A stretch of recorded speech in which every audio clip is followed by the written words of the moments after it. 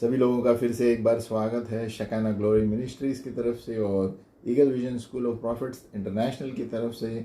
हमारी आज prophetic teaching letter number 46 दूसरा भाग है।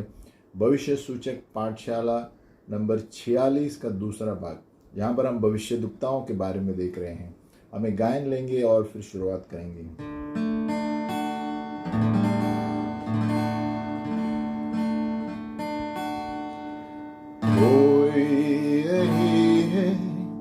आदर के योग्य बस एक तू ही खुदा, कोई नहीं सिंहासन के योग्य बस एक तू ही राजा, कोई नहीं है आदर के योग्य बस एक तू ही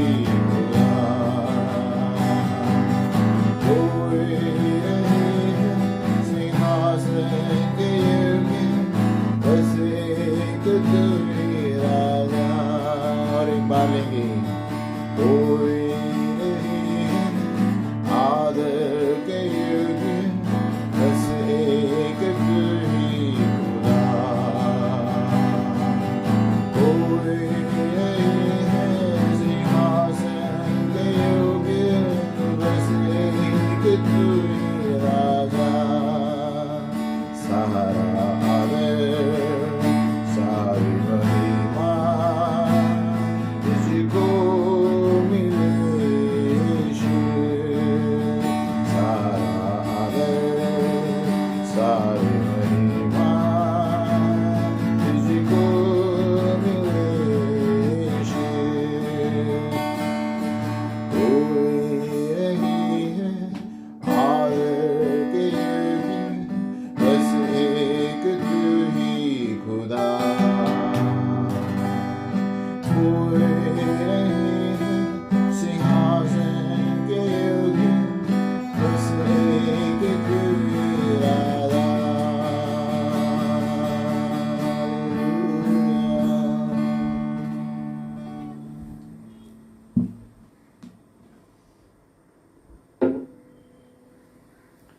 सचमुच आज की स्थिति में हमारे जीवन में कोई नहीं है जो हमें बचा सकता है सिवा पिता परमेश्वर, प्रभु यीशु मसीह और पवित्र आत्मा।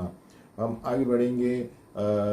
भविष्य सूचक पाठशाला नंबर 46 हम गए बार पढ़ रहे थे। सारांश में बताएंगे कि एक भविष्यद्वक्ता अब जब भविष्यवाणी देता है तो किस तरह उस भविष्यवाणी पूरी होगी, कब पूरी होगी, है ना। और हमने ये भी देखा था कि जो भविष्यद्वक्ता भविष्यवाणी करता है उसको विश्वास होना चाहिए, उसको भी विश्वास होना चाहिए कि उसका जो वचन दिया हुआ है वो पास होने वाला है ना। और हम ज़्यादातर सोचते हैं कि जो सुनने वाला है उसके बारे में, लेकिन जो भविष्यवाणी करता है उसको पहले विश्वास होना चाहिए मेरा जो वचन जा रहा है प्रभु से है और ये पास होने वाला है। और ये विश्वास के अनुसार होगा। तो विश्वास कहाँ से आता है? विश्वास सुनने से आता है, सुनना परमेश्वर के वचन से आता है। तो परमेश्वर का वचन ही है जो हमें विश्वास दिलाता है। अभी आगे हमने पढ़ा था कि मेरा वचन जो मुझे भविष्यवाणी दी गई थी कभी पूरी होगी।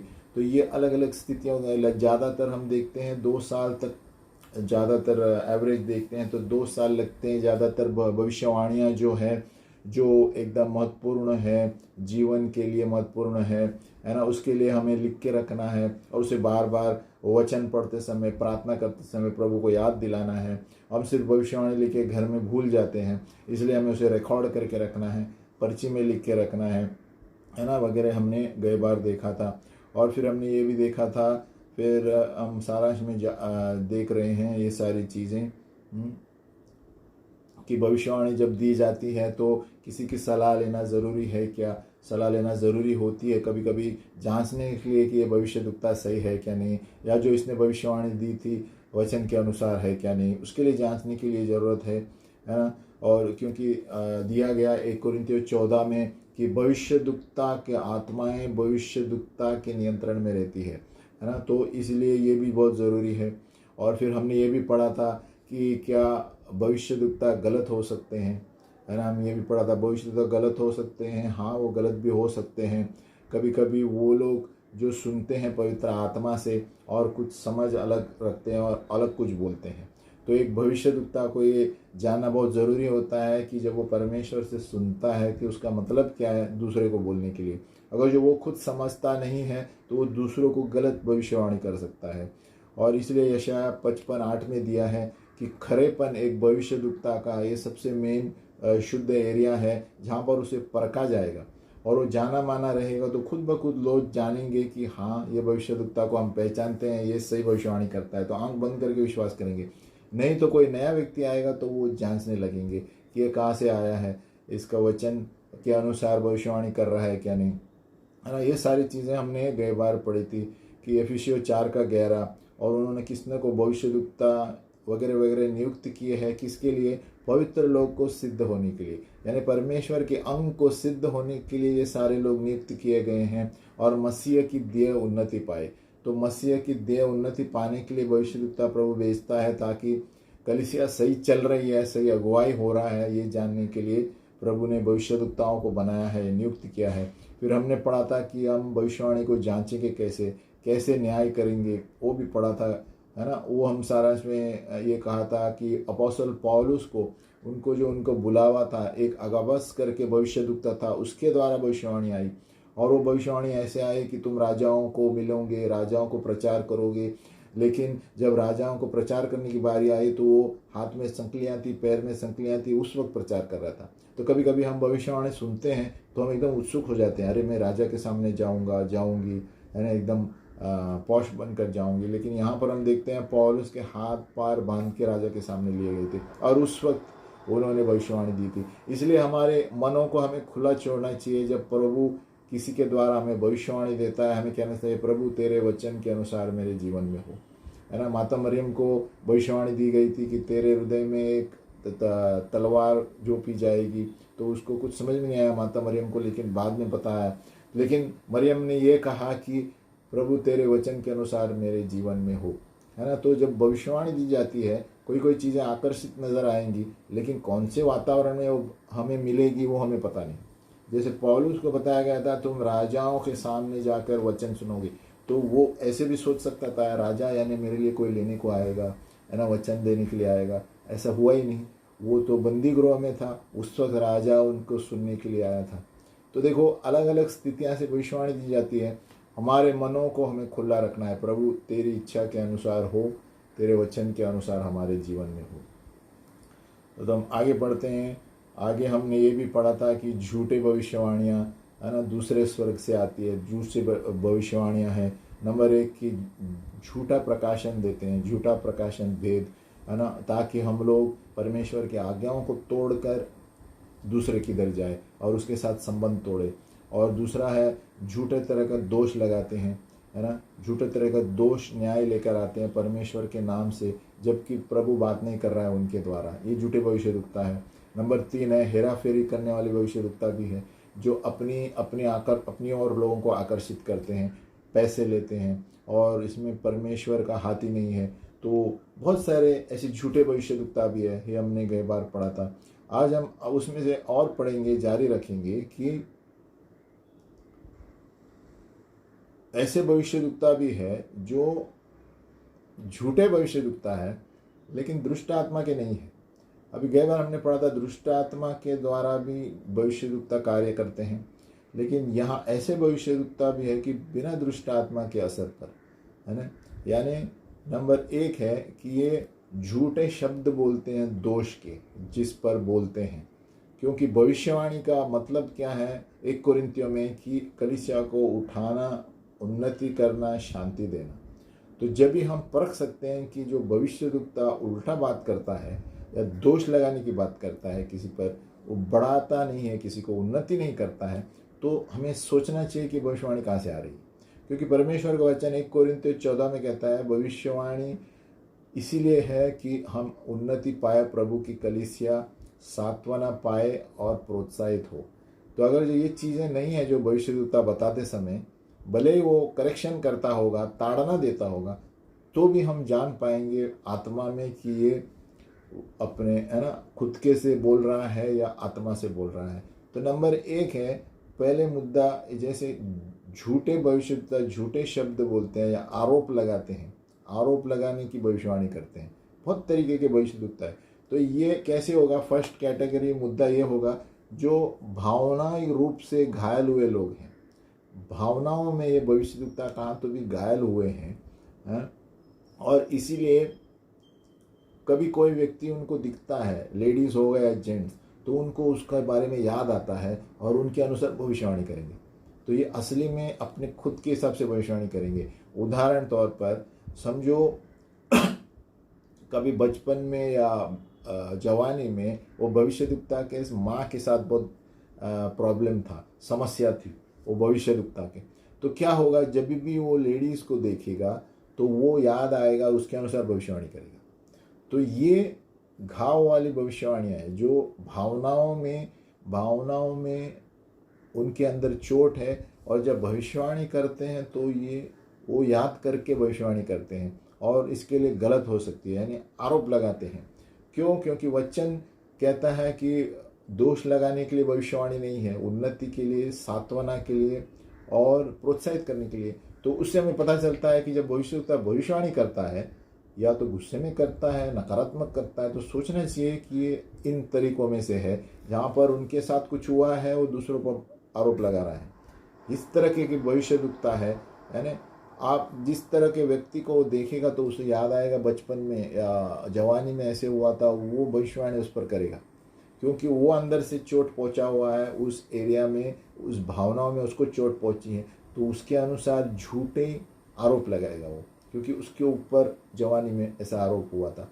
तो ये भविष्यवक्ता क्या है, जब तक प्रभु के सामने पश्चाताप करके फिरते नहीं है, ये झूठे भविष्यवक्ता निकल जाते हैं, क्योंकि ये दूसरों को गलत सलाह दे रहे हैं। दूसरा मुद्दा है कि ऐसे भविष्यवक्ता है जो सावधानी से बदला लेने से भविष्य नहीं करते हैं, बदला लेने के रूप में, है ना। यानी पहला हम देखेंगे जो लोग दर्द के मारे, भावनाओं की चोट की वजह से भविष्यवाणी करते हैं, और ये लोग जो है एकदम आक्रमण टाइप रहते हैं, आक्रमण टाइप, और बहुत गुस्से में भविष्यवाणी करते हैं। जैसे कि आपके ऊपर बहुत गुस्सा है ना, और वो जो भी उनके अंदर भावना थी, जो माँ के साथ हुई या उनके भाई के साथ हुई या किसके साथ, वो उस भविष्यवाणी की तरह छोड़ते हैं। तो इसमें क्या होता है, हमें सावधान रहना चाहिए कि ये भविष्यवक्ता किस तरह भविष्यवाणी कर रहा है। अगर जो, क्योंकि भविष्यवाणी इसीलिए है कि व्यक्ति को उन्नति करे, प्रभु में बढ़े, और अंदर से उसका जो सोना है, छुपा हुई चीज़ें, टैलेंट बाहर निकाले। तो हमें देखना चाहिए वो भविष्यवक्ता वो करता है क्या और दोष लगा रहा है। अगर जो दोष लगाता है तो कुछ गड़बड़ है, यानी इसके अंदर कुछ प्रॉब्लम था, वो अभी पश्चाताप नहीं किया है। तो ये सारी चीज़ें हमें परखना चाहिए जब भविष्यवाणी कोई भविष्यवक्ता भविष्यवाणी करता है।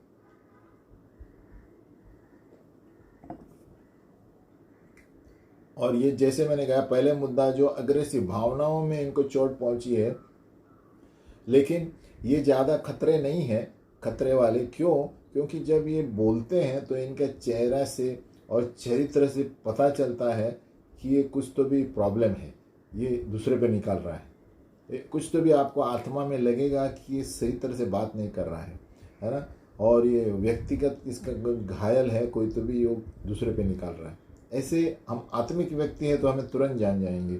अभी दूसरे मुद्दे वाले हैं, दूसरे तरीके के, जो जानबूझ के बदला लेने के इसमें भविष्यवाणी करते हैं। ये लोग क्या करेंगे, थोड़ा वक्त ठहरेंगे, भले आपके साथ मुलाकात होगी 2 महीने पहले, 6 महीने पहले, ये भविष्यवक्ता ठहरेंगे, सही समय पर एकदम आके कुछ बोलेंगे ऐसे जिससे आपका मूड ऑफ हो जाएगा। ऐसे कुछ आके बोलेंगे परिवार के बारे में, ऐसे कुछ आके बोलेंगे या जिंदगी के बारे में, है ना, जहाँ पर गलत न्याय करते हैं और गलत बदला लेने के लिए वो बोलते हैं, क्योंकि सही समय को वो देखते हैं और वो बदला लेने के चक्कर में वो बोलते हैं। ये 1 हफ्ता हो सकता है, 1 महीना हो सकता है, 2 महीना हो सकता है, और उससे क्या होता है, आपको लगेगा जब सुनने वाला कि अरे परमेश्वर मुझसे गुस्सा है क्या, परमेश्वर है ना मुझ पर क्रोध करने वाला है और परमेश्वर मुझको पसंद नहीं करता। ऐसे भविष्यवाणी जो आती है तो सोचना चाहिए कि ये गलत भविष्यवक्ता है, ये कुछ अपने चरित्र, या तो उन्होंने पश्चाताप नहीं किया है, या तो सारांश में कहा जाए तो हर एक भविष्यवक्ता जब भविष्यवाणी देता है और करेक्शन के लिए भी देता है, ताड़ना के लिए भी देता है, तो वो सही तरह प्रेम से बताएगा और उस व्यक्ति को उन्नति करने के लिए बताएगा, प्रोत्साहित करने के लिए बताएगा कि आपको प्रभु ये कहता है, आप ये करो, प्रभु आपके साथ है। लेकिन जो गुस्से में बोलेगा, आरोप लगाने के चक्कर में भविष्यवाणी करेगा, तो वो समझ जाना है कि इसका व्यक्तिगत चरित्र में कुछ समस्या है और या तो झूठा भविष्य दिखता है, गलत चीज़ें बोल रहा है ना। हम आगे बढ़ेंगे कि जो शुरुआत के भविष्यवक्ता है, ट्रेनिंग वाले, है ना, वो लोग क्या गलतियां करते हैं। अभी जो बिगिनर होंगे, नए नए भविष्यवाणी देने आए होंगे, तो उनको सबसे पहला ये पता होना चाहिए, जैसे मैंने बताया था 1 कोरिन्थियों 14, कि भविष्यवाणी होती है बांधने के लिए, प्रोत्साहित करने के लिए, सांत्वना देने के लिए, ताकि वो व्यक्ति प्रभु में बढ़े, कलीसिया में बढ़े और सभी कलीसिया उन्नति पाए। तो ये जवान लोग जब भी रहते हैं, शुरुआत में आते हैं, तो उनको ये वचन देना चाहिए ताकि वो लोग जाने कि भविष्यवाणी ऐसे ही हवा में नहीं की जाती है, गुस्से में आरोप लगा के। ये वो मन की बात है, वो चरित्र के अनुसार भविष्यवाणी कर रहे हैं, जैसे मैंने बताया। और ज़्यादा करके जो शुरुआत करने वाले भविष्यवक्ता है, वे प्रार्थना करते हैं कि हे प्रभु मेरी मदद कर कि मैं सही तरह से, खरेपन से, बिना गलती के, है ना, मैं ऐसे शब्द बोलूं और कुछ गलत भी बोलूं प्रभु, तो वो मन में नहीं ले, ऐसे प्रार्थना करते हैं। क्योंकि वो शुरुआत में सभी लोग गलतियां करते हैं। इस संसार में कोई भी ऐसा व्यक्ति नहीं है जो हर एक चीज़ में परफेक्ट है, शुरुआत में गलतियां करके आगे बढ़े हैं। तो इस भविष्यवाणी में भी ऐसा है, भविष्यवक्ताओं में भी ऐसा है। तो हमें प्रोत्साहित करना चाहिए जवान जो भविष्यवाणी करने वाले लोग हैं, महिला हो या पुरुष, कि उनके वचन को संभाले, कि ताकि वो खरपन से बात करे और सुनने वाला भी प्रेम से सुने कि प्रेम से बोल रहा है कोई। हमें प्रोत्साहित करना चाहिए कि उन्हें ऐसे बताना चाहिए कि कभी कभी बोलते हैं प्रभु ने मुझे बताया, है ना, ये बोलने के बजाय जो शुरुआत में भविष्यवाणी करते हैं उन्हें ये बोलना चाहिए, मुझे लगता है कि प्रभु ऐसा बोल रहा है आपके लिए, मैं गलत हो सकता हूँ, गलत हो सकती हूँ, ऐसे शब्द इस्तेमाल करना चाहिए। और मैं 100% सही नहीं हूँ, हो सकती हूँ, हो सकता हूँ, क्योंकि मैं अभी नया हूँ, ऐसे बोलना चाहिए। तो भी क्या होता है, फिर भी वो सामने वाला सुनेगा कि हाँ ये भविष्यवक्ता नया है, लेकिन अगर जो उससे मिलता जुलती चीज़ बोल रहा है तो वो सही है। तो सामान्य रूप से भी हमें कभी भी ऐसे ही बोलना चाहिए भविष्यवाणी, भले ही हम जानते हैं कि ये सही है, हमें बोलना चाहिए मुझे आत्मा में ऐसा महसूस हो रहा है, आपके लिए प्रभु ये बोल रहा है।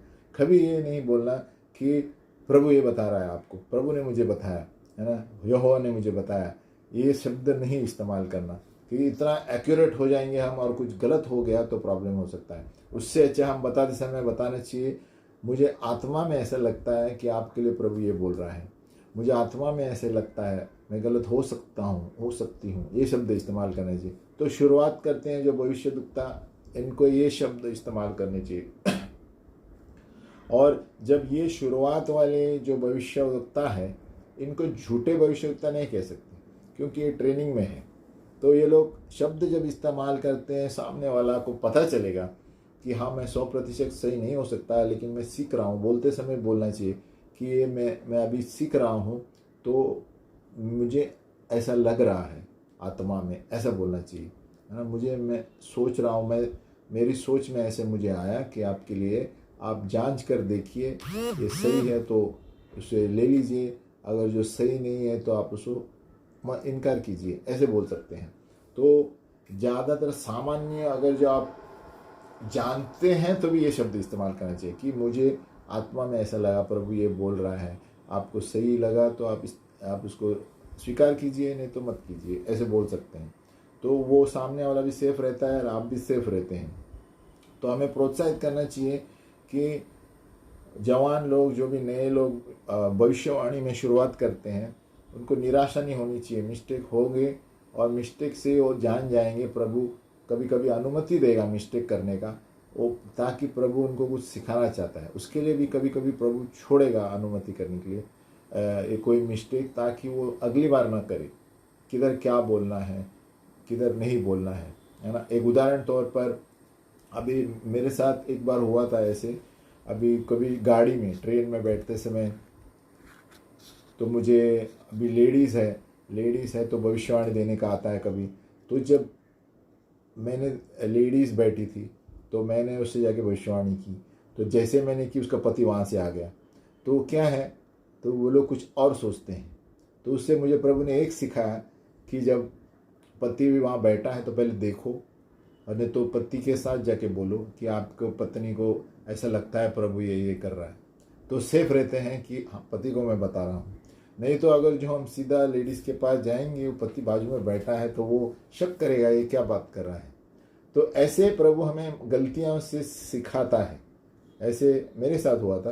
तो उसके बाद मैं कभी भी देखता हूँ सामने बैठे तो पति के साथ जाके बोलना है कि पत्नी की भविष्यवाणी आई है मुझे, ये क्या ये आपकी पत्नी है? हाँ प्रभु मुझे ऐसा आत्मा में लग रहा है। तो पहले एक ऐसे भविष्यवाणी यहाँ करने के लिए हम सीखते हैं, हम जहाँ पर भी चूकते हैं। आगे बढ़ेंगे कि जानबूझकर गलत झूठी भविष्यवाणी करने वाले भी लोग भी हैं, है ना, जो प्रभु ने कहा नहीं है लेकिन वो कहते हैं। हम वचन देखेंगे यिर्मयाह 23:32।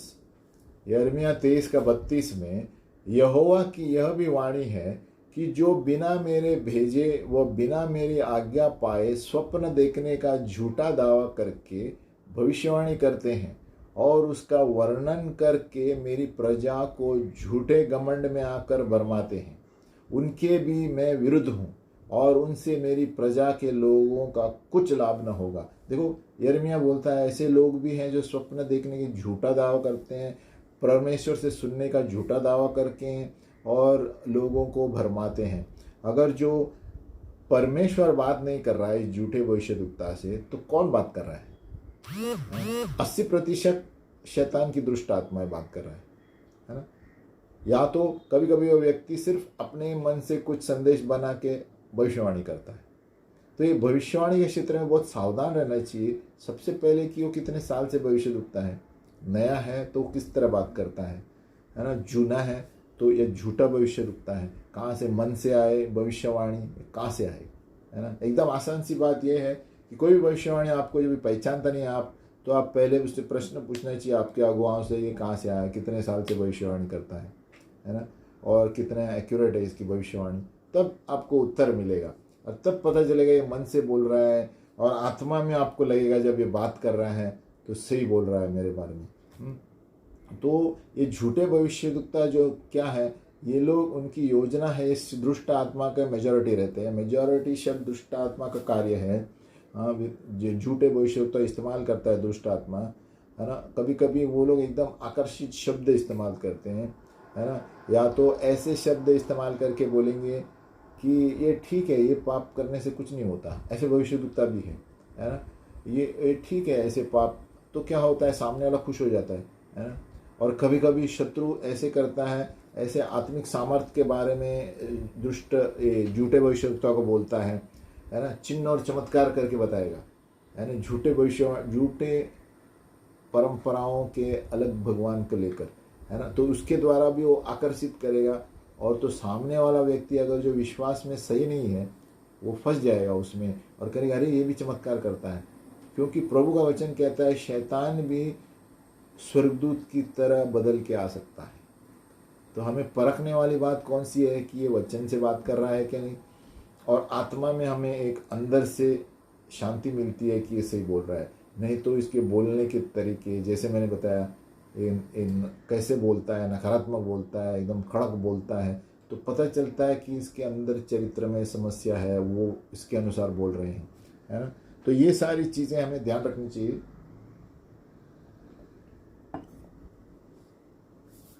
एक झूठे भविष्यद्वक्ता को परखने के लिए तो ये लोग क्या करते हैं, नंबर 1 कहेंगे कि नहीं ये पाप करने से कुछ नहीं होता, सभी लोग करते हैं। तो क्या है, वो सामने वाले को सोचता है अरे कुछ नहीं है प्रॉब्लम। तो ये लोग क्या करते हैं, अपनी ओर लोगों को आकर्षित करते हैं इसके द्वारा। तो क्योंकि वो जाके दूसरे को बताएंगे अरे ये कहता है कुछ नहीं पाप करने से। तो ऐसे झूठे भविष्यद्वक्ता पैदा होते हैं जो कि संसार वालों को ये सुनना अच्छा लगता है जो शरीर के काम है। आगे पढ़ते हैं। अभी एक उदाहरण यहाँ पर इज़राइल के इतिहास में हम देखते हैं, है ना, और कलीसिया में भी ऐसे ही है। झूठे भविष्यवाणियाँ, झूठे शिक्षण पौलुस हर जगह हर वक्त कलीसिया से बात करता है। झूठे भविष्यद्वक्ता, झूठे शिक्षण। मत्ती 24:24 में प्रभु यीशु मसीह ने कहा, क्योंकि झूठे मसीह और झूठे भविष्यद्वक्ता उठ खड़े होंगे और बड़े चिन्ह और अद्भुत काम दिखाएंगे। देखो, ये लोग काम और चिन्ह भी बताते हैं, लेकिन दूसरे आत्माओं से, कि यदि हो सके तो चुने हुओं को भी भरमा दे। यानी इसमें चुने हुए लोग भी भरमाए जा सकते हैं, चिन्ह चमत्कार देख के उसका पीछा कर सकते हैं। इसके लिए आज भी टीवी पे या कहाँ पर भी आप देखते हैं, यूट्यूब में, हमें सतर्क रहना है कि कौन से भविष्यद्वक्ता क्या पढ़ाते हैं और ये भरमा रहे हैं या चमत्कार करके बताया कौन सी शक्तियों से कर रहे हैं, और ये कितना वचन पढ़ाते हैं। सबसे मुख्य है, भविष्यद्वक्ता जब ज़्यादा वचन नहीं पढ़ा रहा है और सारी चिन्ह चमत्कार कर रहा है, तो ये सतर्क रहने वाली बात है, सोचने वाली बात है कि कोई दूसरी शक्ति काम कर रही है। क्योंकि ये सच्चा भविष्यद्वक्ता, जैसे मैंने पहले कहा है, पश्चाताप सिखाएगा और प्रभु का वचन सिखाएगा, पवित्र जीवन जीने के लिए सिखाएगा, बल्कि हर वक्त चिन्ह चमत्कार और किसी के गाड़ी नंबर वो बोलता नहीं रहेगा, है ना। वो ऐसे जो कार्य करते हैं अपनी ओर आकर्षित करते हैं, उसके बारे में हम आगे पढ़ेंगे। और कभी कभी शैतान जो है पुस्तकें इस्तेमाल करता है झूठे भविष्यद्वक्ता को, और कभी कभी मीडिया को भी इस्तेमाल करता है। ये सारी चीज़ों के द्वारा वो लोगों को भरमा सकता है। मीडिया, एंटरटेनमेंट, पुस्तकों के द्वारा, है ना, जैसे कि सब कुछ सच है ना। परमेश्वर चाहता है शुरू से बाइबल में कि लोग उसके बारे में, उसकी योजनाओं के बारे में जाने, है ना। और वो भविष्यद्वक्ता वही बात करते थे जो परमेश्वर चाहता था बात करने के लिए। फिर भी हम देखते हैं इतिहास में वो लोग भरमाए गए थे और शैतान की आवाज़ सुनने लगे जैसे कि परमेश्वर की आवाज़ थी, है ना। इसलिए प्रभु यीशु मसीह ने कहा है, अंत में भविष्यद्वक्ता उठ खड़े होंगे और चिन्ह अद्भुत काम दिखाएंगे, है ना। उसका मतलब झूठे शिक्षण, झूठे सिद्धांत, ये एक बड़ी समस्या है बहुत सारी कलीसियाओं में अभी भी। तो उस समय भी था, अभी भी है ना। कभी कभी अच्छे शब्द इस्तेमाल करेंगे भविष्यद्वक्ता, और इसीलिए बहुत जानना ज़रूरी है कि वो कहाँ से आता है, किसका दोस्त है, कितने साल से भविष्यवाणी करता है। ये सारी चीज़ें बहुत ज़रूरी है। और कभी कभी वो ऐसे शब्द इस्तेमाल करेगा कि नहीं नहीं, ये हमारे नए तरीके के हैं, नई तरीके के भविष्यवाणियाँ हैं जो परंपरा से चली आ रही हैं। ऐसे ऐसे शब्द इस्तेमाल करेंगे तो वो शब्द सुन के लोग आकर्षित हो जाते हैं। एंशंट वेज, जैसे कि हमारी परंपराओं से इस तरह की भविष्यवाणियाँ आ रही है, तो ये लोग सोच में कि देखो कौन सी परंपरा है। तो हमें हर वक्त सतर्क रहना चाहिए क्या ये लोग बोलते हैं, है ना। और कभी कभी कोई भविष्यद्वक्ता तो स्वर्गदूतों की आराधना के लिए बोलेंगे, तो बोलेंगे ये मेरे ये स्वर्गदूत है मेरा, वो आपको बताएगा आपके बारे में, ये स्वर्गदूत का ही पीछा करो, ये स्वर्गदूत उसका नाम है। तो ये क्या है, ये सब दुष्ट आत्माएं के तरीके हैं। स्वर्गदूत को कभी आराधना नहीं कर सकते। स्वर्गदूत सिर्फ हमारी मदद के लिए आते हैं, उद्धार देने वालों के लिए, है ना, इब्रानियों में दिया गया है। तो स्वर्गदूत के बारे में भी आकर्षित करते हैं छोटे झूठे भविष्यद्वक्ता, ताकि हम प्रभु को छोड़ के स्वर्गदूत के पीछे भागे। तो ऐसे सारे अलग अलग भविष्यद्वक्ता है। अभी हम आगे पढ़ेंगे कैसे शैतान झूठे भविष्यवाणी के द्वारा लोगों को भरमाता है। कैसे भरमाता है? नंबर 1 कि वो लोगों को पाप करने की अनुमति देता है, ये भविष्यद्वक्ता, है ना। वो कहता है कुछ नहीं है ना। दूसरा है वो लोगों को आकर्षित करता है आराधना करने के लिए, सही परमेश्वर को छोड़ के दूसरे परमेश्वर। ये दोनों भविष्यद्वक्ता कर सकता है, अच्छे शब्द इस्तेमाल करके, डायरेक्ट नहीं बताएगा वो। हाँ, तो नंबर 1 है पाप करने का परमिशन वो देता है। वो कैसे करता है? जैसे मैंने अभी पहले बताया, वो एक झूठा भविष्यद्वक्ता ऐसे सिखाएगा कि परमेश्वर चाहता है हमें आनंद का जीवन मिले, और आनंद, और वो हम एक दूसरे से प्रेम करना प्रभु चाहता है कि हम परमेश्वर से प्रेम करें और एक दूसरे से प्रेम करें। वो ऐसा बताएगा झूठा भविष्यद्वक्ता। और फिर बोलेगा इसीलिए शरीर संबंध किससे भी रखना आप कोई प्रॉब्लम नहीं है, क्योंकि परमेश्वर चाहता है कि परमेश्वर प्रेम है और वो परमेश्वर हमें आनंदित रहना चाहता है एक दूसरे के साथ प्रेम करते हुए। तो ऐसे डालकर वो क्या बोलेगा कि सब शरीर संबंध कर सकते हैं, कुछ प्रॉब्लम नहीं है। तो ये हम पकड़ सकते हैं कि प्रभु का वचन कहता है कि शादी के बगैर शरीर संबंध रखना गलत है। लेकिन ये क्या करेगा, ये भविष्यद्वक्ता बोलेगा नहीं वो ठीक है, पाप शादी से पहले भी शरीर संबंध करना ठीक है, क्योंकि परमेश्वर चाहता है कि हम आनंदित रहे और एक दूसरे के साथ प्रेम के साथ रहे। तो देखो ये झूठे भविष्यद्वक्ता अलग अलग तरीके से वचन अपनाएंगे, है ना। और झूठा भविष्यता ये लोगों को बताएगा कि ये ठीक है, सभी लोग करते हैं दुनिया में, ये कोई पाप नहीं है ना। और वो ऐसे इस्तेमाल करेगा ऐसे शब्द कि परमेश्वर प्रेम है और हमें हमसे प्रेम करना चाहता है, तो आप भी एक दूसरे से किसी के साथ भी प्रेम कर सकते हो, ऐसे शब्द इस्तेमाल करेंगे, है ना। ये झूठे भविष्यद्वक्ता। इसलिए अगर हम रोज वचन पढ़ते हैं हम तुरंत पकड़ लेंगे इनको, ये क्या बोल रहा है, क्योंकि वचन खिलाफ है शादी के बाहर शरीर संबंध, है ना, या गलत संबंध या व्याभिचार, है ना। मीका 2:11 में दिया गया है, बाइबल का उदाहरण देता हूँ। अगर जो प्रभु बोल रहा है ये मीका भविष्यद्वक्ता को, अगर जो एक झूठा आके भरमाने वाला आके बोले कि मैं भविष्यवाणी दे रहा हूँ कि बहुत सारी दारू और बहुत सारा दाखरस होगा, ऐसे दिया है वचन में, तो आप लोग बहुत खुश होंगे। प्रभु बोल रहा है भविष्यद्वक्ता को, जाके लोगों को बताओ, अगर जो मैं कोई भविष्यवाणी दूं कि आपके पास बहुत सारी दारू और बहुत सारे दाखरस आएगा, तो तुरंत वो लोग के कान खड़े होंगे, है ना। मीका 2:11 आप घर में पढ़ सकते हैं। तो कहने का मतलब क्या है, झूठे भविष्यद्वक्ता ये करेंगे, ये जो संसार में पाप चल रहा है कुछ नहीं, प्रॉब्लम नहीं, सभी लोग करते हैं। वो ऐसे तो बोलेंगे परमेश्वर प्रेम है, उसने कहा सबसे प्रेम करो, तो किसी के साथ भी कभी प्रेम कर सकते हैं, शरीर संबंध रख सकते हैं, ऐसे इस्तेमाल करते हैं झूठे भविष्यद्वक्ता, है ना। तो शैतान जो है अपनी योजना बदलता नहीं है, ये सारी योजना है जो यीशु कलवरी पर मरा, जब से वो उल्लू बना रहा था अभी भी वैसे ही है।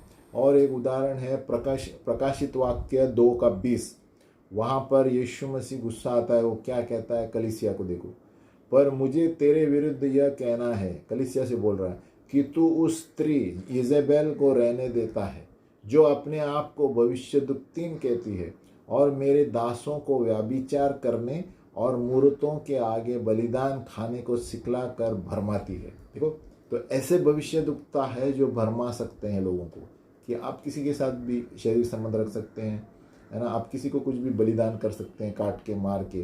तो ऐसे लोगों को आकर्षित करते हैं झूठे भविष्यद्वक्ता। तो ये नंबर था एक, जो पाप की अनुमति देते हैं, ये भविष्यद्वक्ता को संभाल के रखना है।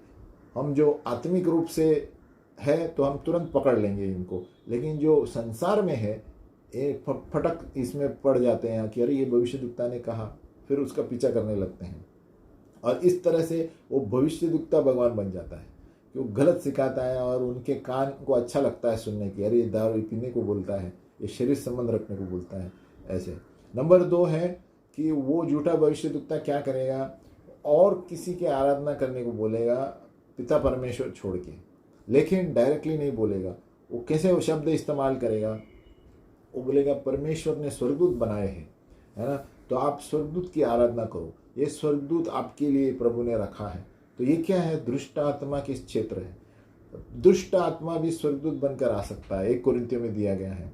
क्योंकि प्रभु का वचन कहता है स्वर्गदूत हमारे लिए सेवक करने वाले सेवकाई, हमारे लिए दास है, सेवक के दास है, उद्धार देने के लिए दूसरों को। तो हमारी मदद करते हैं स्वर्गदूत दूसरों को उद्धार देने के लिए जब हम वचन घोषित करते हैं। तो ये क्या कहेगा झूठा भविष्यद्वक्ता, वो आके आपसे कहेगा कि ऐसा कुछ नहीं है, और एक परमेश्वर भी है, वो भी स्वर्गदूत भी परमेश्वर से बना हुआ है, वो भी परमेश्वर है। तो ऐसे सारे कन्फ्यूजन में डालते हैं झूठे भविष्यद्वक्ता, और आपको कहेंगे प्रभु को छोड़ के दूसरे की आराधना करने देंगे, है ना। तो ये दूसरा तरीका है ना। और व्यवस्था विवरण 13 में प्रभु ने सावधान दिया था, सतर्क किया था।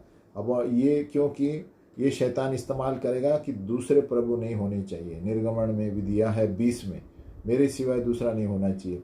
और एक उदाहरण बहुत अच्छा है ये बलाम का, सभी लोग ने पढ़ा होगा, आप घर में पढ़िए, बहुत इंटरेस्टिंग है ये बलाम। ये कौन सा अध्याय में, गिनती 31 आप घर में पढ़िए।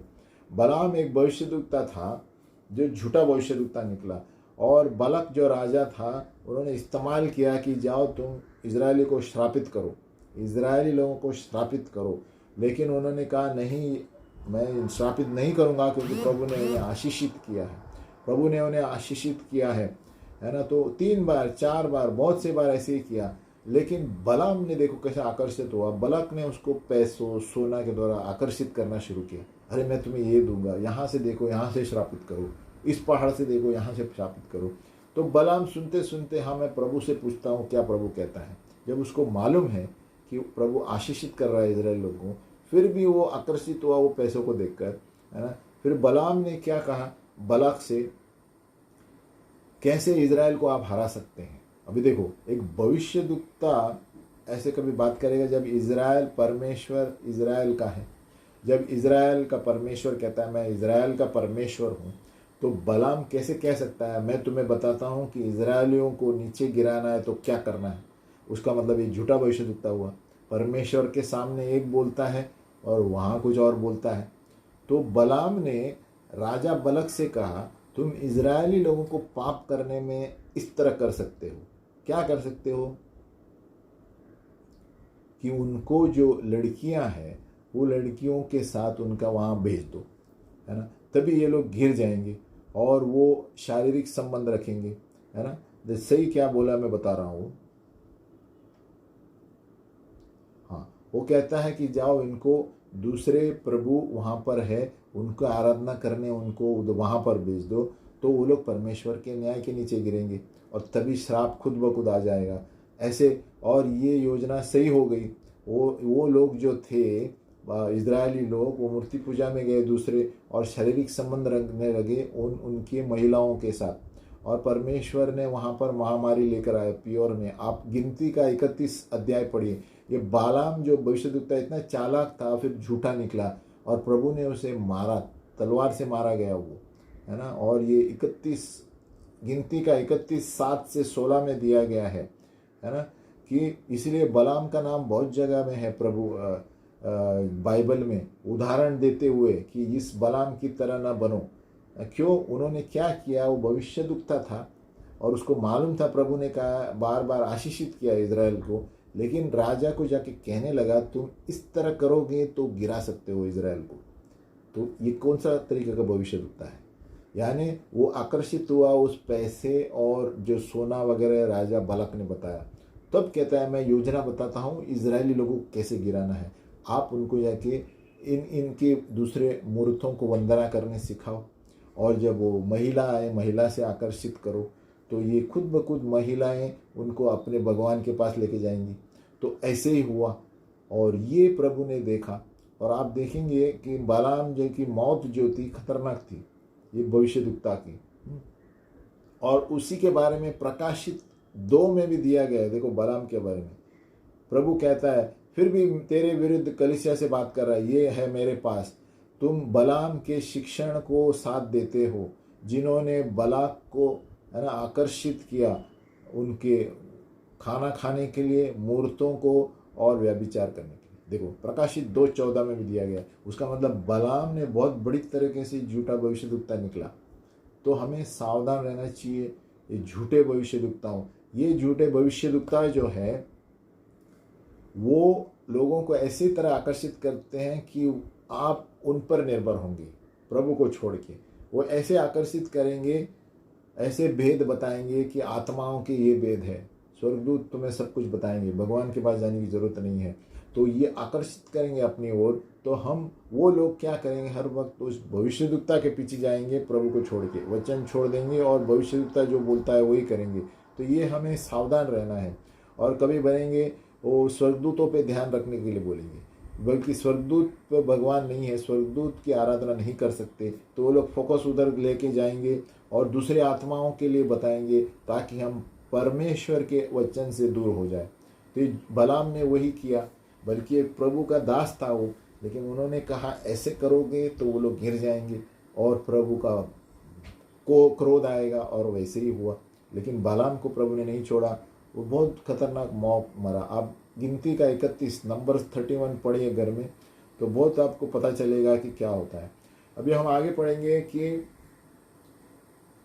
न्याय न्याय के भविष्यवाणियाँ। अभी बहुत सारी भविष्यवाणी ऐसी है, जैसे हम बाइबल में देखते हैं जब प्रभु देश के लिए न्याय कर रहा है, डायरेक्ट नाश का न्याय कर रहा है, या खतरनाक है ना, ये दे रहा है, हुक्म दे रहा है कि ऐसे ऐसे नहीं करेंगे तुम्हारा नाश होगा, है ना। तो ये न्याय की भविष्यवाणियाँ और पश्चाताप, इसका क्या संबंध है, हम इसे देखेंगे।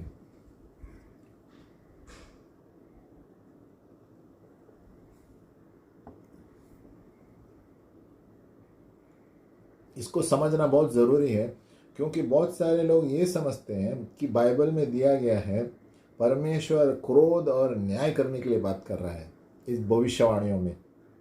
उसमें से एक उदाहरण भी हम देखेंगे, है ना। असली में परमेश्वर जहाँ पर भी बाइबल में न्याय का भविष्यवाणी देता है, वो इस आशा में देता है, आप घर में पढ़ सकते हैं, कि वो व्यक्ति डर के मारे पश्चाताप करे और पीछे आए, ताकि परमेश्वर उन्हें न्याय न करे। तो परमेश्वर नहीं चाहता कि किसी का नाश हो, लेकिन हम लोग गलत समझते हैं कि जब प्रभु भविष्यवाणी दे रहा है न्याय करने का देश पे, तो वो खत्म करने के लिए या नाश करने के लिए।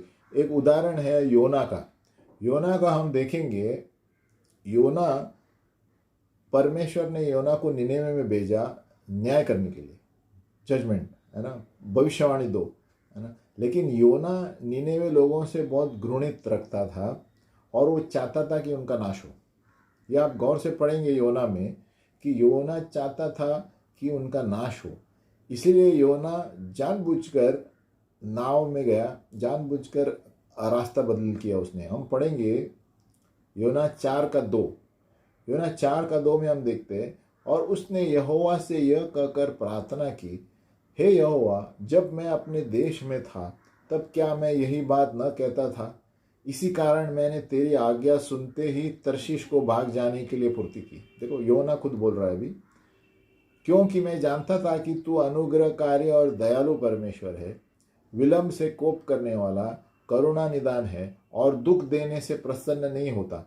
देखो योना को पता था कि परमेश्वर ने वो भविष्यवाणी इसीलिए दी ताकि वो लोग अपने पश्चाताप करके फिरे और वो न्याय न करे।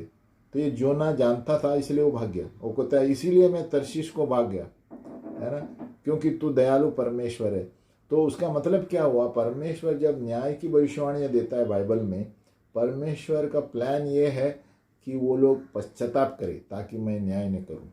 तो पहले वो भविष्यद्वक्ताओं को भेजता है चेतावनी देकर, तो अगर जो वो लोग सुनेंगे तो पश्चाताप करेंगे। हम पढ़ते हैं आगे क्या होता है, देखो योना 3:4 उसे कहता है 40 दिन और निनेवे को मारा जाएगा, निनेवे का नाश किया जाएगा। ये भविष्यवाणी दी गई थी, है ना।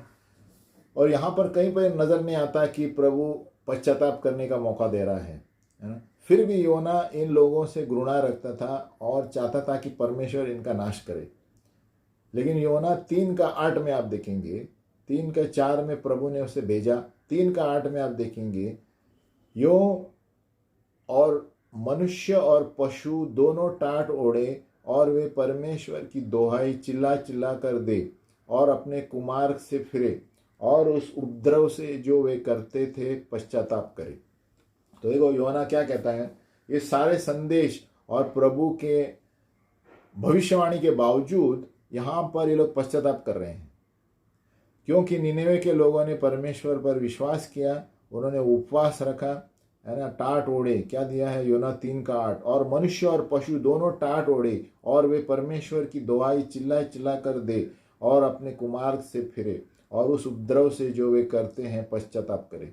तो यहाँ पर हम क्या करते हैं, निनेवे के लोगों ने पश्चाताप किया और प्रभु की यही इच्छा थी, है ना। और योना 3:10 में दिया है, जब परमेश्वर ने उनके कामों को देखा कि वे कुमार्ग से फिर रहे हैं, तब परमेश्वर ने अपनी इच्छा बदल दी और उनकी जो हानि करने की टानी थी उसको न किया। इसका मतलब क्या हुआ, परमेश्वर न्याय की भविष्यवाणियाँ जब देता है तो कुछ परमेश्वर की योजना है, वो इसलिए देता है कि कोई जाके प्रार्थना करे ताकि वो पश्चाताप करे।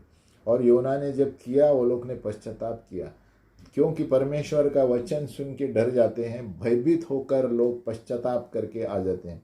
और ऐसा ही हुआ। और परमेश्वर ने 10वां में क्या दिया है? हाँ, 3। जब परमेश्वर ने उनके कामों को देखा तो परमेश्वर ने निर्णय बदला। उसका मतलब क्या है? सही, परमेश्वर दयालु परमेश्वर है। और बाइबल में बहुत कम जगह है जब इस सिर्फ सोदम गोमोरा छोड़ के प्रभु न्याय के लिए भेजता है, लेकिन उसका मन में न्याय नहीं है। वो चाहता है कि वो लोग पश्चाताप करें ताकि वो न्याय बदले। और यहाँ पर निनेवे में उन्होंने ऐसा ही किया। इसीलिए वहाँ पर आगे अब पढ़ेंगे, झाड़ की कहानी है। जब योना झाड़ के नीचे बैठा था, तब परमेश्वर ने कहा, तुम ये झाड़ के लिए तुम अपने आप को बचा रहे हो, तो निनेवे को बचाने के लिए मुझे क्यों नहीं कहते हो, है ना? इसलिए वो झाड़ को जानबूझ के जलाया प्रभु ने। तो अभी तुम्हें बचाना क्यों चाहिए बोल के, है ना?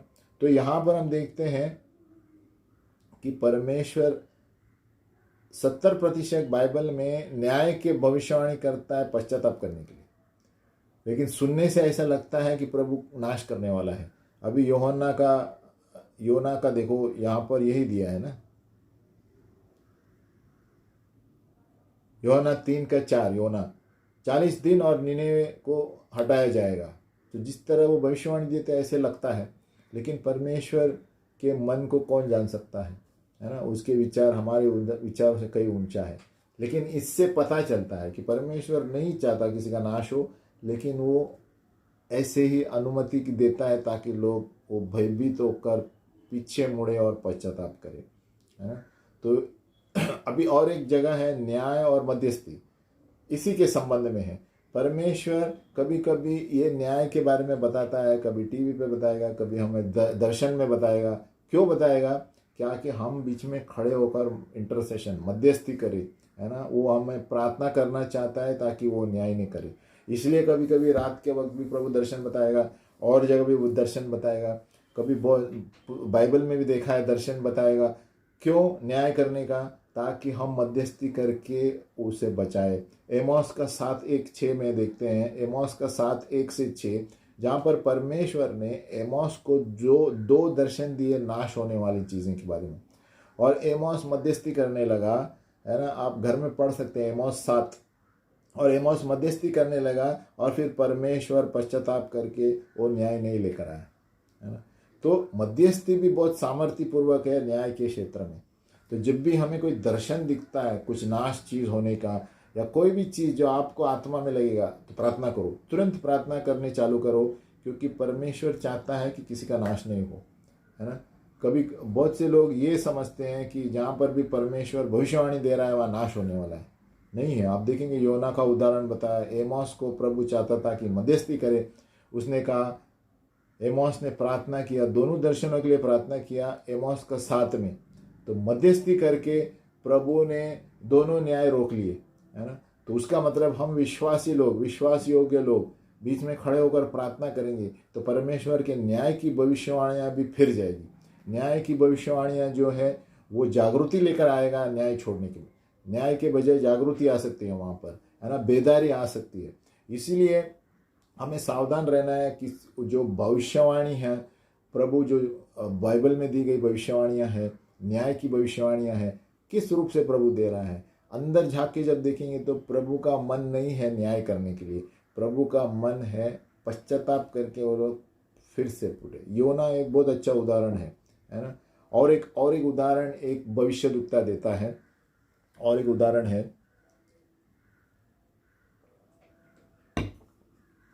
एक भविष्यद्वक्ता उदाहरण देता है कि एक परमेश्वर ने एक व्यक्ति को, एक भविष्यद्वक्ता को एक महिला के पास भेजा जो बड़ा बुलावा था, उसका कॉलिंग था, परमेश्वर में कॉलिंग था, भविष्य सूचक कॉलिंग था, प्रोफेटिक कॉल। और लेकिन उस महिला ने क्या किया? दारू पीकर अपने कॉलिंग से हट गई। उन्होंने जानते हुए पाप में गिरी, दारू पीने लगी।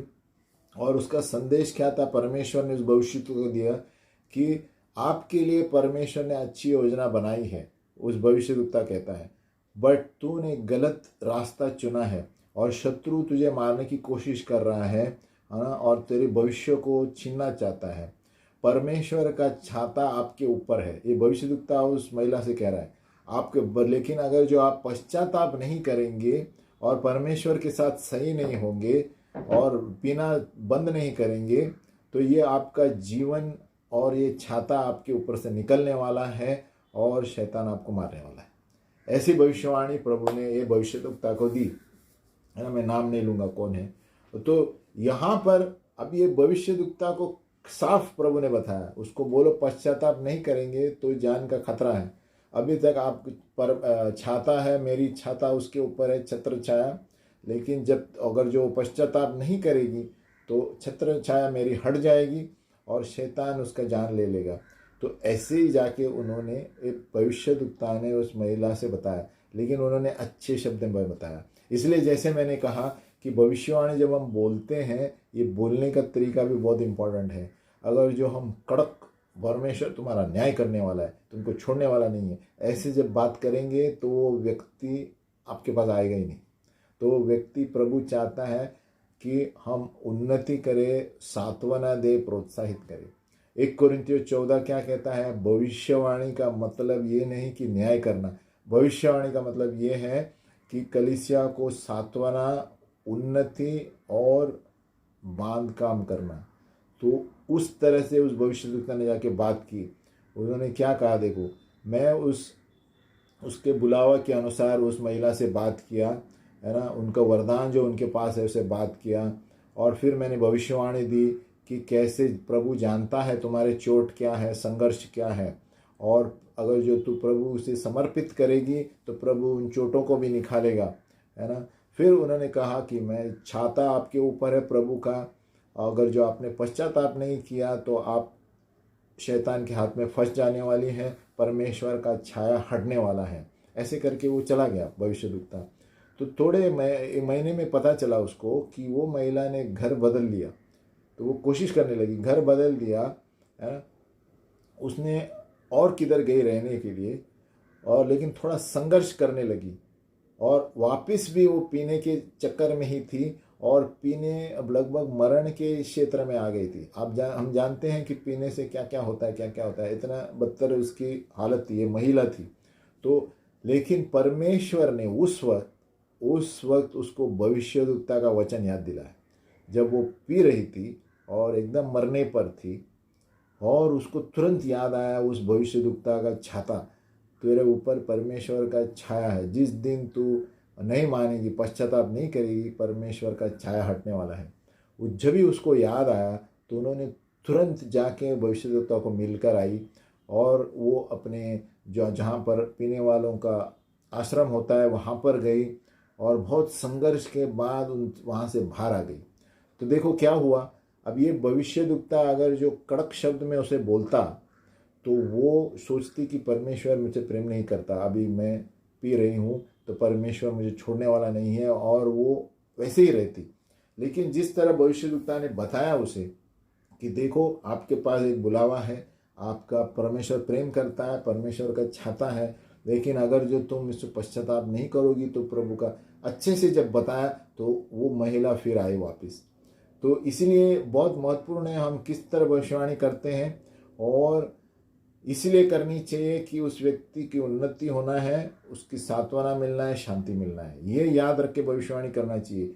अभी हमने पढ़ा था कहाँ पर? 1 कोरिन्थियों 14 आप घर में पढ़ सकते हैं। भविष्यवाणी कलीसिया को ऊपर लाने के लिए है, व्यक्तियों को ऊपर लाने के लिए है, नीचे गिराने के लिए नहीं है। और इसीलिए बहुत सारे लोग भविष्यवाणियाँ में आगे नहीं आते, ये जो सुनने वाले लोग जिन पर भविष्यवाणी किया है, क्योंकि वो लोग कुछ गलत सोचते हैं परमेश्वर के बारे में। अगर जो ये भविष्यद्वक्ता उसे बोलता कि आपको ये होगा, परमेश्वर आपको छोड़ने वाला नहीं है, ऐसे, तो वो गलत तरीके से लेके वो कोई लोग आत्महत्या भी करते हैं, और वो पीने में और जाती है ना, और पीने में बैठ जाती। इसीलिए वहाँ से वो बाहर आ गई, क्योंकि तुरंत उसे याद आया कि उस भविष्यद्वक्ता ने क्या कहा था उसे, है ना। तो परमेश्वर का समय ऐसा है। तो प्रभु क्या कहना चाहता है कि भविष्यवाणी इसलिए है उन्नति, बांध काम और सांत्वना देने के लिए, और वो व्यक्ति के अंदर का छुपा हुआ जो सोना है बाहर निकालने के लिए। तो क्योंकि ऊपर बहुत सारे संसार के चीज़ों से दबे होने के कारण वो हमारी वरदानें सब नीचे छुपी हुई है, इसलिए वो दारू पीने लगी, क्योंकि उनके जो चोट था और घाव था, किसी ने उनको संभाला नहीं, किसी ने उनको सांत्वना नहीं दिया।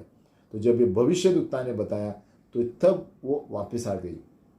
तो भविष्यद्वक्ता का काम ये है वो व्यक्ति को फिर से प्रभु के पास लाना, ये नहीं कि भविष्यवाणी करके उसको नीचे करना। उस व्यक्ति का काम उसको ऊपर लाना है, प्रभु में लाना है और प्रभु के अंग में भाग लेने के लिए, है ना, उनको भाग लेना।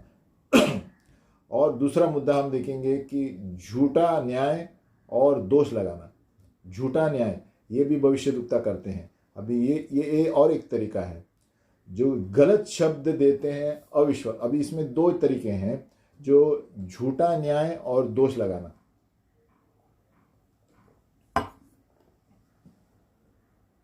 नंबर 1 है अविश्वासियों के लिए झूठे शब्द।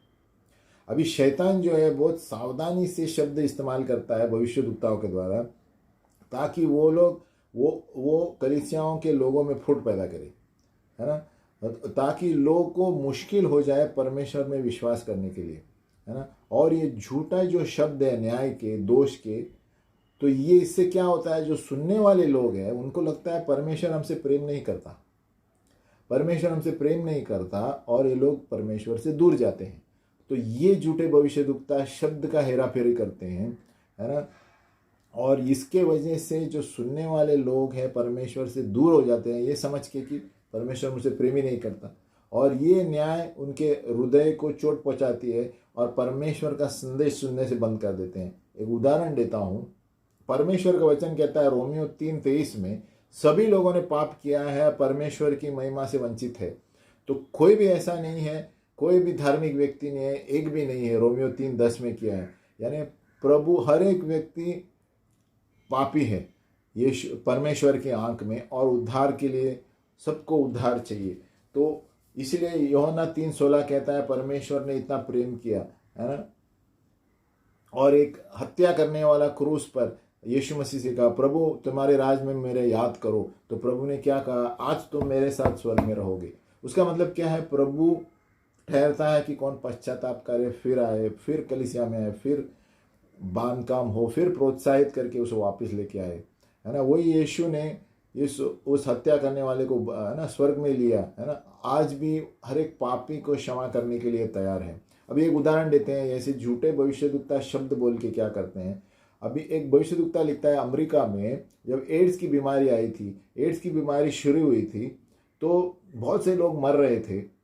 और उस वक्त ये झूठे भविष्यद्वक्ता क्या ऐलान कर रहे थे, ये झूठे भविष्यद्वक्ता भी उसमें घूमे फोन पे बड़े बड़े जो माइक रहते हैं ना, हाथ से बोलते हैं।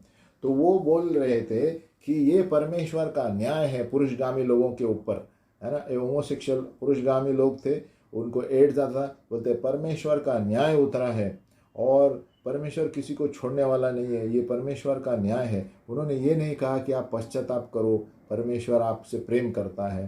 तो इसके वजह से क्या हुआ, ये सारे झूठे भविष्यद्वक्ता गलत संदेश लेकर घूम रहे थे, परमेश्वर आपका नाश कर रहा है क्योंकि आपको घृणा करता है आपके गंदे कामों के लिए। और इसकी वजह से क्या हुआ, ये सारे जो पुरुषगामी लोग परमेश्वर के वचन के खिलाफ थे। तो देखो, एक गलत संदेश, गलत भविष्यवाणी करने से लोगों के मन में क्या होता है ना। तो गलत भविष्यवाणी अलग अलग तरीके की है। इस तरह भी है, झूठे भविष्यद्वक्ता गलत शब्द इस्तेमाल करते हैं, तो ये शैतान के राज्य के शब्द हैं, है ना। तो और दूसरा तरीका है झूठा न्याय, दोष लगाने के लिए। अभी ये झूठे शब्द विश्वासियों के लिए बात कर रहा हूँ, ये अविश्वासी के लिए थी, जैसे एड्स जो दुनिया में है। अभी झूठी भविष्यवाणियां विश्वासियों के ऊपर कैसे आते हैं। अभी सबसे पहले शैतान क्या करता है, विश्वासियों पर वो झूठे भविष्यद्वक्ता के द्वारा उनको धुतकारता है ना, नकारता है, तिरस्कार करता है और दोष लगाता है। तो ये दोष लगाने, इसमें क्या होता है, सभी लोग हैं, पास्टर, लीडर, सभी लोग शामिल रहते हैं इसमें। तो ये भविष्यद्वक्ता क्या करता है, ये धुतकारने का और दोष लगाने का काम करता है, जिसके द्वारा वो लोग सोच में गिरते हैं, अरे क्या परमेश्वर सचमुच मुझसे प्रेम करता है, हम इतने साल प्रभु के लिए काम किए हैं। तो ये विश्वासियों के लिए झूठे वचन भविष्यद्वक्ता संभालना चाहिए। नंबर 2, वो गपशप करेंगे और झूठा आरोप लगाएंगे, है ना, झूठे आरोप लगाएंगे कलीसियाओं के ऊपर, पासबानों के ऊपर, और जिससे कि वो पासबान और लीडर एकदम तंग हो जाएंगे और कहते हैं कि अरे प्रभु हमें क्षमा नहीं करने वाला है, ऐसे हमने काम किया। देखो ऐसे ऐसे सारे भविष्यद्वक्ता है ना। ये आरोप लगाने का काम करेंगे और वो तंग हो जाते हैं जब लीडर या जो भी है दोष लगाते हैं। ये इसमें क्या होता है कि परमेश्वर के प्रति जो विश्वासी लोग हैं उनका विश्वास हट जाता है और वो बोलते हैं क्या फ़ायदा, इतने साल से हमने ये किया, ये क्या हो रहा है हमारे जीवन में। और ये शैतान का काम वही है, ये झूठे भविष्यवक्ता चाहते हैं कि वो प्रभु से हट जाए, है ना, परमेश्वर से अलग करें और कि परमेश्वर उनसे बहुत दुखी है और आशा खोने के लिए ये भविष्यवाणी करते हैं। तो ऐसे झूठे भविष्यवक्ता हैं जो विश्वासी के लिए भी हैं और अविश्वासी के लिए, जैसे एड्स के बारे में मैंने बताया। तो एक भविष्यवक्ता का काम है कि इस तरह वचन बोलना है कि वो व्यक्ति परमेश्वर के पास आए बल्कि दूर न आए। बाइबल क्या कहता है रोमियो 8:1-2 में, सब जो मसीह यीशु में उन पर दंड की आज्ञा नहीं है, सो जो अब मसीह में है उसकी दंड की आज्ञा नहीं है, क्योंकि वे शरीर के अनुसार नहीं वरना आत्मा के अनुसार चलते हैं। तो जो प्रभु यीशु मसीह में है कोई दंड की आज्ञा नहीं है। जो यीशु में विश्वास करते हैं और फिर पश्चाताप करके आते हैं, दंड की आज्ञा नहीं है। लेकिन शैतान क्या करता है, अलग अलग शब्द इस्तेमाल करके विश्वासियों को भरमाता है कि देखो अभी प्रभु तुमसे प्रेम नहीं करता, आपने ये गलत काम किया है, ऐसे किया वैसे किया है। और बहुत सारे लीडर इसमें फंसते हैं और सोचते हैं कि अरे प्रभु मुझसे प्रेम नहीं करता। तो हमें बहुत संभालना है कि किस तरह के भविष्यवक्ता किस तरह की भविष्यवाणियाँ देते हैं, कौन से बर्ताव से देते हैं। क्योंकि प्रभु का वचन कहता है भविष्यवाणी उन्नति के लिए, सांत्वना के लिए और बांधने के लिए कलीसिया। तो हमें देखना चाहिए कोई भी भविष्यवक्ता ये 3 में से बोल रहा है या कुछ आरोप लगाने का भविष्यवाणी कर रहा है। जब कोई आरोप या न्याय का भविष्यवाणी करता है तो समझ लेना चाहिए या तो उस भविष्यवक्ता के निजी जिंदगी में कुछ गड़बड़ है, तो वो गड़बड़ कभी कभी लोगों में डालता है। तो जैसे मैंने बताया, और या तो भविष्यवक्ता, ऐसे सभी लोग भविष्यवक्ता के जीवनों में समस्या आएंगी, यिर्मयाह में थे लेकिन पश्चाताप करके वापस आए। लेकिन कोई ऐसे भविष्यवक्ता है जो उनके घाव या चोट के वजह से, जो मैंने पहले बताया, वो चोट अंदर रख के भविष्यवाणी करते हैं, पश्चाताप नहीं किया है उन्होंने, और वो भविष्यवाणी के शब्द जब सुनने में आते हैं आपको पता चलेगा कि इसके चरित्र में कुछ गड़बड़ है। क्योंकि एक सच्चा भविष्यवक्ता हर एक चीज़ ताड़ना भी करेगा, कुछ भी करेगा प्रेम से करेगा, उसको सुधारेगा तभी प्रेम से करेगा। तो वो एक निशानी और चिन्ह है भविष्यवक्ता की। नंबर 1, पश्चाताप करने के लिए भी कहेगा तो प्रेम से कहेगा। जैसे मैंने कहा उस पीने वाली महिला को जो भविष्यवाणी प्रभु ने दी, तो वो महिला को याद आया उस भविष्यवक्ता के बारे में। तो भविष्यवक्ता का काम है कि लोगों को कलीसिया के अंदर लाने के लिए, उनके अंदर के छिपे हुए सोने को बाहर निकालने के लिए, ताकि वो लोग उनके जीवन के मकसदों को जाने। तो भविष्यवक्ता का मतलब ही ये है कि उनको सांत्वना दे, उनको प्रोत्साहित करे, उनको बांधे और वापस प्रभु के पास ले आए। किसी का नाश करने के लिए भविष्यवाणी नहीं दी। तो बहुत कम वक्त है जहाँ पर प्रभु ने सुधारने के लिए एकदम कड़क भविष्यवाणी दी है ना। प्रभु ये भी कहता है प्रकाशित वाक्य 2:16 में, है ना, सो मन फिरा, नहीं तो मैं तेरे पास शीघ्र ही आकर अपने मुख की तलवार से उनके साथ लड़ूंगा। तो बहुत कम जगह ऐसे है, नहीं तो प्रभु भविष्यवाणी में न्याय नहीं करता है, प्रभु को लोगों के पास लाने के लिए कहता है। लेकिन जब बार बार बोलने के बाद, अगर जो परमेश्वर दया का परमेश्वर है, लेकिन बार बार बोलने के बाद अगर जो हम आज्ञा नहीं मानेंगे, तब परमेश्वर का ताड़ना आ सकता है, तब परमेश्वर का ताड़ना बहुत कड़क आ सकता है। लेकिन आशा इसीलिए है क्योंकि पुनर्स्थापित करने के लिए प्रभु हमें वचन देता है, अगर हम वचन से अनुसार चले। लेकिन अगर हम संसार के अनुसार चले और बार बार बोलने पर भी हम वही काम करें, जानते हुए वचन में क्या लिखा है, तभी परमेश्वर का भविष्यवाणी, न्याय की भविष्यवाणी आ सकती है।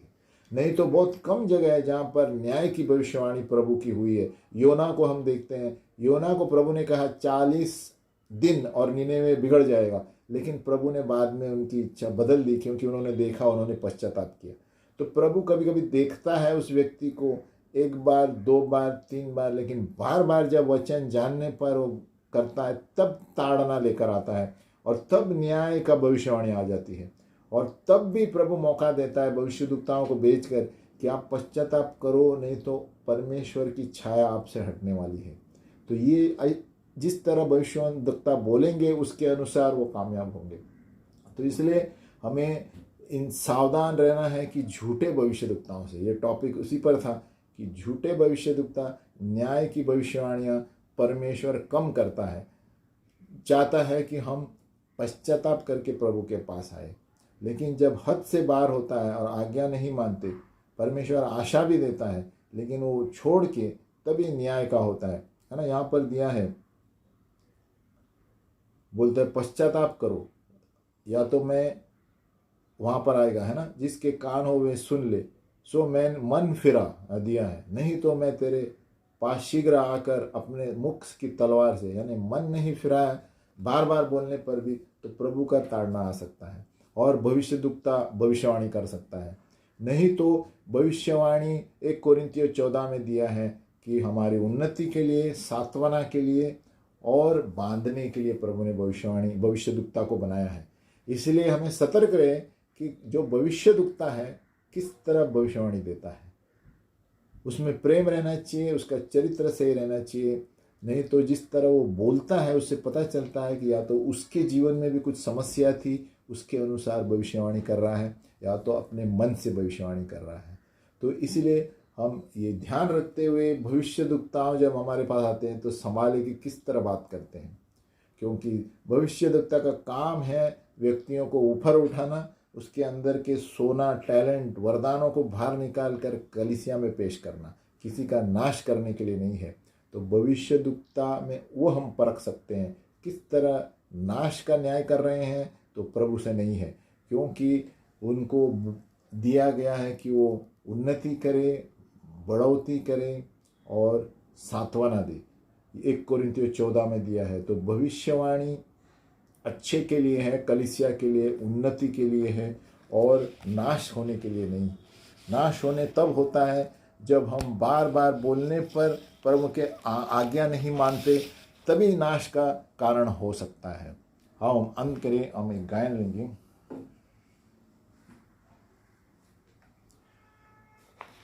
हे पिता परमेश्वर, हम धन्यवाद देते हैं प्रभु इस समय के लिए। प्रभु तू किसी का न्याय नहीं करना चाहता प्रभु।